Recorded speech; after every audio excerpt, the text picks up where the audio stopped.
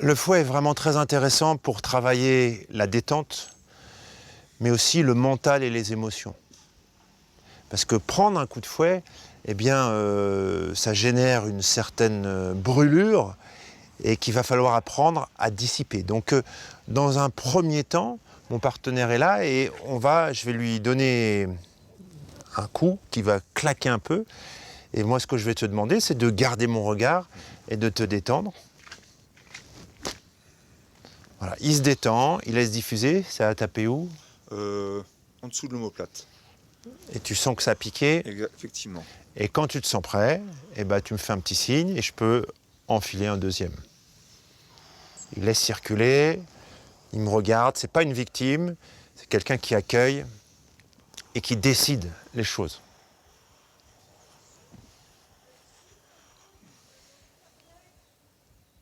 Ok? Vous voyez, il respire. Respiration et mouvement pour faire circuler la brûlure et qu'elle puisse se dissiper. S'il respire et qu'il bouge comme ça, il n'aura pas de marque. S'il reste figé, qu'il se tend, la piqûre reste au même endroit et il aura des marques. Ça, c'est très important de savoir accueillir d'abord ce coup de fouet avant de pouvoir essayer de faire avec.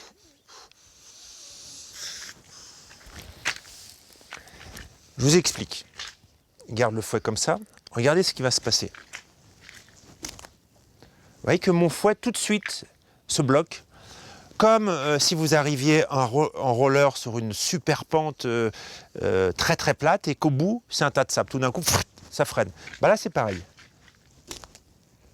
Le fouet n'a pas l'effet qu'il aurait sur une planche en bois où on entendrait schlac. Là, tout de suite, il se freine. Alors vous allez me dire, bah oui, mais mon partenaire n'est pas un fouet. Et ben comment il va se transformer, comment tu vas bouger et comment tu vas absorber pour pouvoir éviter justement cette petite piqûre qui est nécessaire à expérimenter avant pour ne pas être dans la défensive, mais plutôt dans l'accueil. Et si ce qu'il fait ne fonctionne pas, eh bien c'est pas grave. Et là, ce qui est bien, c'est que c'est un véritable exercice systématique dans le sens où il n'y a pas spécialement de consignes à donner. Il y a juste comment faire pour éviter de prendre le coup en absorbant.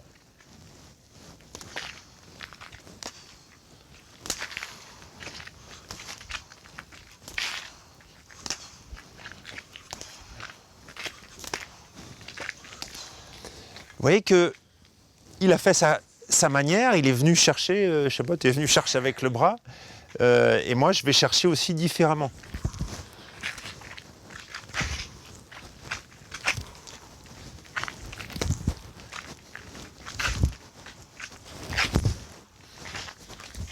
Alors moi ce que je fais, c'est que je viens lancer la main, et comme si c'était une plaque chauffante très chaude, je la retire. Va doucement, je viens chercher comme ça.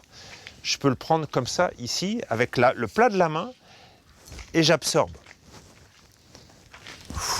Et du coup, eh ben, je n'emmagasine pas le coup.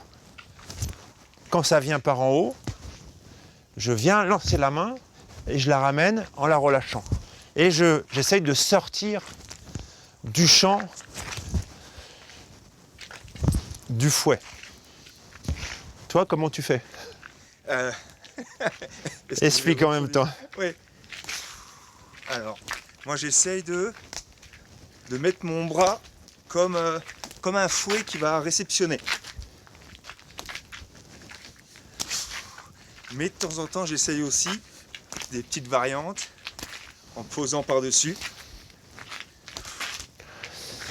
Donc, il y a ce travail-là qui doit être forcément précédé du fouet qui est donné, où tout d'un coup, il faut être capable d'accueillir. Et je ne rentre pas en moi-même, vous voyez, tout d'un coup, je le regarde en disant, c'est qui le boss? C'est moi le boss, c'est pas toi qui décide comment tu vas me faire mal. Ce qui est extrêmement intéressant au-delà du travail, c'est de se rendre compte que, là, on travaille, c'est des exercices. On a l'occasion de bouger, mais plusieurs fois m'est venue l'idée dans la tête et la projection de quelqu'un qui subit une flagellation. C'est chaud, quoi. Chaud, chaud, chaud.